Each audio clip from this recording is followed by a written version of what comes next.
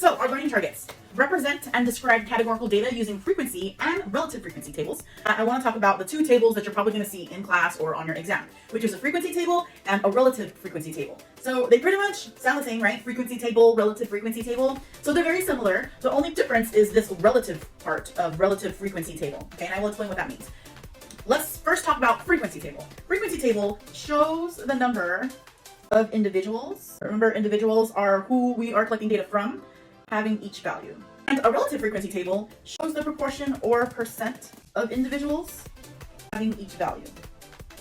So, I mean, even the definitions look almost exactly the same. The only part of the definitions here that are different is the number and the proportion or percent. So a frequency table tells you the number, right? It's a count, it's a frequency, how many times you spit out a number.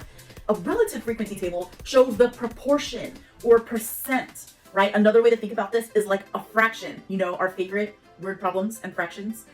So if you are getting a relative frequency table, you're not going to get a table that tells you how many in counts, right? Like numbers. It's going to tell you a percentage. Is it 20% of the entire thing? Is it 50%? Is it half? Is it only just a tiny bit? 1%? That is a relative frequency table. Okay, we're about to get into an example.